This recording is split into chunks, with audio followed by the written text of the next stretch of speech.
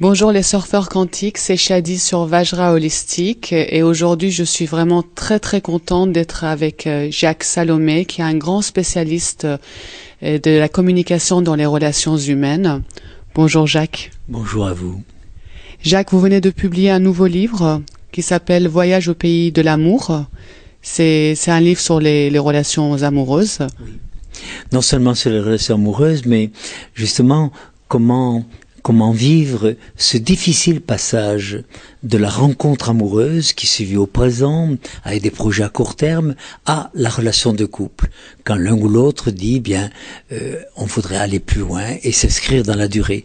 Et la plupart des couples échouent là-dessus, car ce qui préside à la rencontre amoureuse, attirance, désir, sentiment, affinité, projet à court terme pour le week-end prochain, pour les vacances de Pâques qui arrivent, peut-être pour les vacances d'été, n'ont rien à voir avec ce qui doit être présent dans la relation de couple. Il y a 5 conditions pour vivre en couple dans la durée.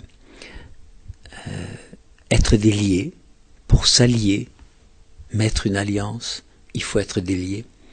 Si je vous disais les chiffres, vous allez être effrayés. 40% des couples, un des deux, n'est pas délié, soit de sa mère, de son père ou d'un précédent amour. Pour s'allier, être délié. Deuxièmement, être capable de s'engager. Et être capable de s'engager, ça veut dire choisir. Choisir, c'est renoncer. Si je vous choisis, je renonce aux 3 millions, enfin, elles ne sont pas toutes candidates. Je renonce aux autres. Et si vous me choisissez, vous renoncez à vivre avec d'autres hommes ce que vous pourriez vivre avec moi. Et s'engager, ça veut dire aussi avoir une capacité d'autonomie suffisante pour pas faire dépendre ses besoins de l'autre. Ce qui fait que au début d'une relation amoureuse, si l'un dit « j'ai besoin de toi pour vivre », il faut fuir à toutes jambes parce qu'il va vous mettre au service de ses besoins. Il va vous mettre en dépendance. Donc, être délié, s'engager, se projeter dans l'avenir. Est-ce que je me vois vivre? Est-ce que je me vois vivre avec cette femme? Est-ce que je me vois vivre avec cet homme? Est-ce que je la vois comme la mère de mes enfants? Est-ce que je le vois comme le père de mes enfants? Et la dernière des conditions, se proposer une relation suffisamment vivante. Parce que c'est pas l'amour qui maintient deux êtres ensemble dans la durée. C'est la qualité de la relation. Et aujourd'hui, cette qualité manque. 2 couples sur 4 se séparent. Et justement par rapport à ce que vous me dites, le sujet sur lequel j'aimerais que nous parlions, c'est le fait que souvent nous, dans une relation de couple, nous sommes tiraillés entre le besoin d'espace et le désir d'intimité. Et c'est assez difficile de pouvoir gérer ça. Non, c'est très juste ce que vous dites. Ça veut dire que dans tout couple, il y a ce que j'appelle des forces d'éclatement et des forces de cohésion. Et toute la vie d'un couple va être cette tentative de cohabitation entre forces d'éclatement, besoin d'espace, besoin de liberté, besoin d'intimité personnelle, et en même temps des forces de cohésion, partager le plus de choses possible, intimité commune et partagée. Donc, un couple, c'est cette cohabitation entre intimité personnelle et réservée. Il y a des choses, ma chérie, que je ne vivrai pas avec toi, que je vivrai pour moi, et il y a des choses que je vivrai avec toi. Intimité personnelle et réservée, intimité commune et partagée. Il y a la question du territoire. Dans tout couple, que ce soit un appartement ou une maison, qu'importe, chacun devra avoir un espace qui est à lui, sur lequel l'autre n'aurait pas à mettre les pieds.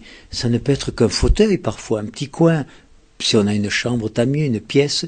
Parce que, par exemple, quand vous rentrez du travail le soir, vous n'avez pas toujours envie de rencontrer l'autre.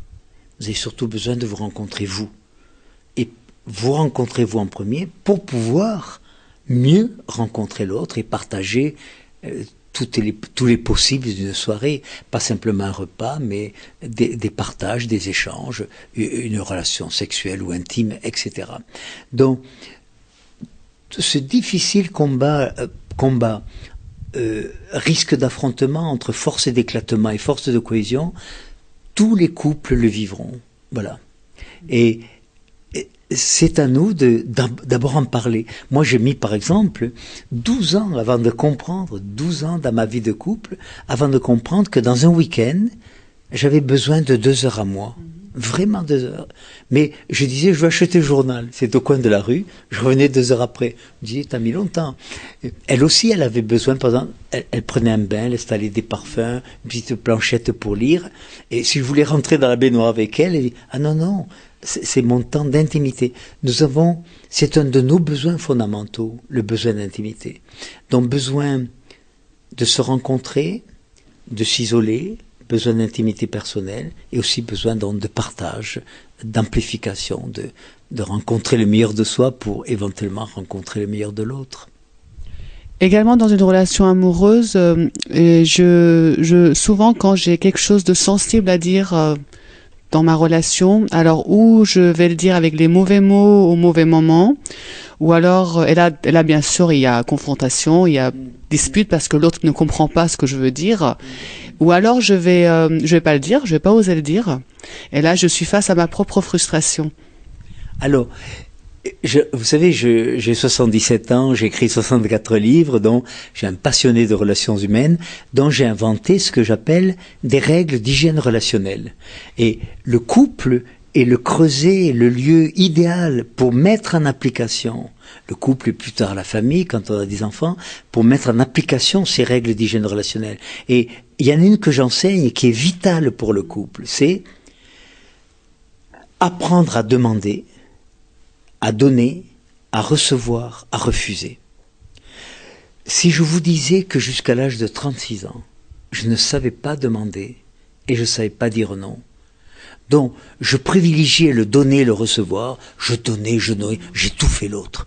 Je l'ai tout fait par tout ce que je voulais donner. Imaginez un tonneau de 200 litres qui veut remplir une bouteille d'1 litre. C'était moi le tonneau, je la noyais.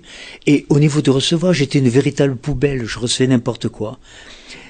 Je ne savais pas demander parce que je vais faire sourire ceux qui m'écoutent, parce que j'étais dans cette croyance, plus fréquente qu'on ne le croit chez beaucoup d'hommes, que si tu m'aimais vraiment, ma chérie, tu devras entendre mes demandes sans que je les fasse.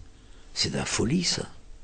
Le soir, j'étais comme ça dans le lit, et ça voulait dire, tu vois pas que j'ai envie de faire l'amour? C'est curieux, ça lui donnait pas envie. Ce qui faisait, ma chérie, qu'ensuite je te reprochais de jamais entendre les demandes que je te faisais pas. Donc, si nous respectons cela, alors donc si je vous demande par exemple de m'écouter, au niveau du recevoir, c'est à vous de vous positionner en me disant, écoute, je sens que c'est important pour toi peut-être de parler, mais tu risques de pas avoir mon écoute, parce que je suis pas disponible. Ça, c'est très important. Donc, ça marche. C'est moi qui demande une écoute. C'est vous qui allez me la donner, votre écoute, ou recevoir ce que j'ai à vous dire. Vous avez à vous définir clairement. Et un des pièges du couple, c'est qu'on a peur de faire de la peine, de faire mal, d'être moins aimé, ou d'être vu comme égoïste. Et alors, on va faire semblant d'écouter. Au bout d'un moment, on en a ras-le-bol, etc. Et on a une pseudo-écoute, on va rejeter, on va déclencher des réactions. Donc, si on respecte, voyez-vous, ces 4 règles d'hygiène relationnelle. Au niveau du refuser, par exemple, je ne savais pas refuser. Donc, vous avez une idée des faux oui que j'ai dit à ma blonde, qui était brune, pendant des années. Aujourd'hui, j'ai appris à dire non. Et paradoxalement, c'est ça qui m'a appris à dire des vrais oui, qui m'engageaient. Donc, respecter ces 4 balises, ces 4 points de repère. Ma grand-mère disait, à défaut de père, il vaut mieux avoir des repères. Apprendre à demander, ça veut dire prendre le risque de la réponse de l'autre, parce qu'autrement, c'est pas une demande, c'est une exigence. Apprendre à donner, comme dirait ma fille, gratos, sans contrepartie.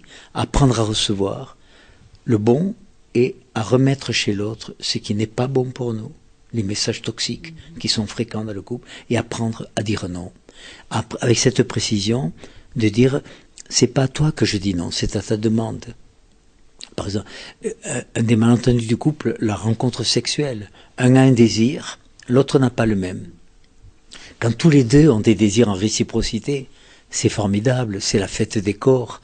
Mais parfois, un a du désir et l'autre n'a pas le même désir. Eh bien, celui qui dit non, il devrait dire, attends, c'est pas à toi que je dis non. C'est à ta demande de faire l'amour. C'est pas toi que je rejette. J'ai pas le même désir que toi. Je dis non à ton désir de sortir, de faire l'amour, d'aller chez ta mère ou d'aller au cinéma ce soir. Voilà. D'ailleurs, par rapport au désir, c'est un grand dynamique, le terme de désir. Et on mélange un peu le fait de désirer l'autre et de passer à l'acte. Tout à fait. Et c'est là d'où vient l'infidélité, c'est deux choses complètement différentes. C'est un des cancers de la relation. Alors là aussi, une règle d'hygiène relationnelle, je reviens toujours sur ce mot que j'enseigne, c'est il ne faut pas confondre le désir vers l'autre et le désir, vous voyez mon mouvement, sur l'autre. J'ai le désir de faire l'amour avec ma partenaire, ça c'est formidable. Là où ça se complique, c'est quand je voudrais que tu aies envie de faire l'amour avec moi. Vous voyez le mouvement, ça c'est un désir terroriste. Donc, qu'il y ait du désir qui circule dans un couple, c'est formidable. D'ailleurs, c'est le signe que nous sommes vivants ou que la relation est vivante. Parce que le jour où il n'y a pas de désir dans une relation, c'est que la relation est stérilisée, elle est dévitalisée. Donc, mais ne pas confondre désir vers et désir sur. Voilà. Et vous l'avez très bien dit, je peux avoir le désir ce soir de faire l'amour, et c'est un bon désir, je peux rester habité par ça. Mais nous confondons le désir et tout de suite réalisation. Et quand l'autre nous dit non, nous croyons que ça va blesser notre désir. Non, il ne se concrétise pas, il ne se réalise pas ce soir ou à ce moment-là. Également, pour pouvoir vraiment aimer, la première condition, c'est de s'aimer, d'avoir un véritable amour envers soi-même. Je vois que vous m'avez lu parce que c'est ce que je tente d'enseigner. Si je ne m'aime pas, je serai dans le besoin d'être aimé. Ça, c'est une règle fondamentale. C'est les parents qui devraient apprendre ça à leurs enfants. Le plus beau cadeau qu'on peut faire à un enfant, c'est pas tant de l'aimer que de lui apprendre à s'aimer. Parce que s'il ne s'aime pas, il sera sans arrêt dans le besoin d'être aimé. Et il dira, je t'aime, et ça veut dire, voyez, aime-moi. Voyez mon geste, je vous tire à moi, j'essaie de vous posséder. Et c'est ce qui explique d'ailleurs que beaucoup de relations amoureuses vont échouer. Non pas par manque d'amour, contrairement à ce qu'on croit, mais par une qualité de la relation qui n'est pas présente. On propose des relations de possessivité, des relations de contrôle. Voilà. Donc, premier enjeu, apprendre à s'aimer. Ce qui fait d'ailleurs que chaque fois qu'on parle amour, on devrait ajouter un qualificatif. En fait, on devrait parler du don d'amour. Voilà. Et pour que je donne de l'amour à l'autre, encore faut-il que j'en ai à moi. J'ai 77 ans. Il a été écrit des millions de livres sur l'amour. Toute la littérature tourne autour de l'amour. Mais voilà où j'en suis, moi, aujourd'hui. La meilleure image qui me permet de comprendre qu'est-ce que c'est que l'amour, c'est l'image musicale. Moi, je crois que l'amour est d'ordre vibratoire. Si je suis en amour, comme disaient les Québécois avec vous, ça veut dire que j'ai un amour en moi qui vibre dans votre direction et pas dans une autre. Et bien sûr, nous attendons la réciprocité. Cet amour qui vibre dans votre direction, quelque part, j'attends que vous ayez également une vibration chez vous qui vibre de préférence dans ma direction.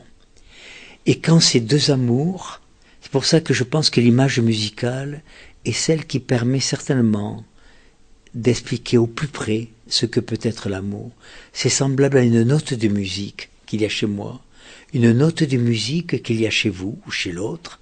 Et quand ces deux notes de musique se rencontrent, qu'elles vibrent ensemble, qu'elles s'harmonisent et que ça fasse du Mozart ou du Bach ou du Jean-Jacques Goldman, ça c'est ce que je souhaite à tous ceux qui m'écoutent, de rencontrer au moins une fois dans leur vie un amour qui vibre en eux, qui rencontre notre amour, qui vibre dans leur direction et que cet amour s'accorde.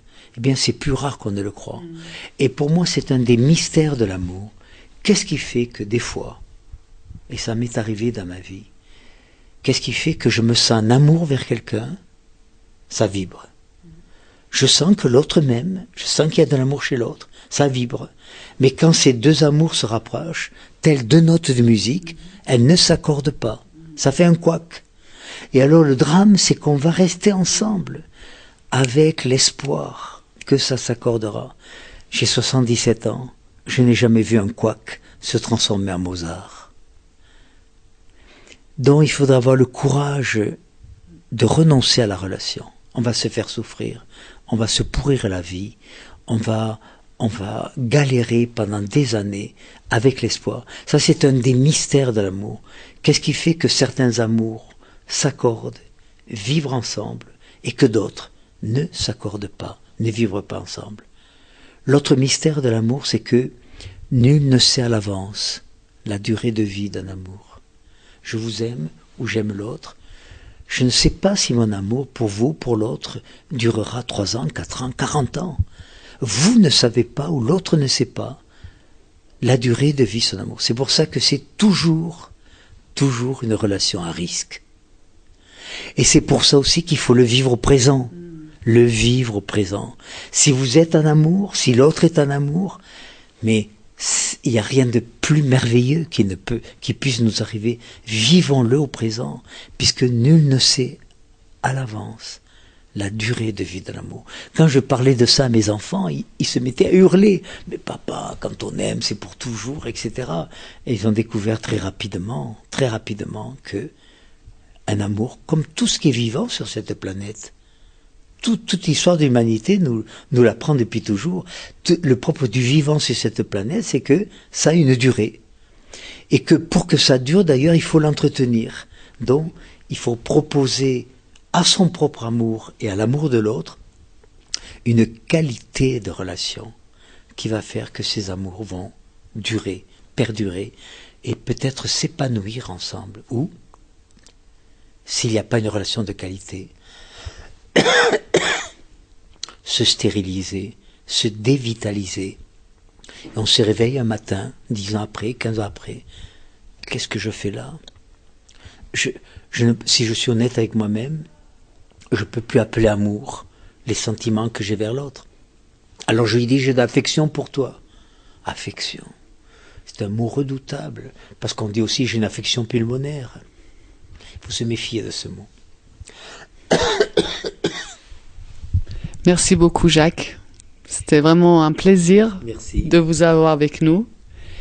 Merci les surfeurs quantiques de nous avoir suivis sur Vajra Holistique et à très très bientôt. Au revoir.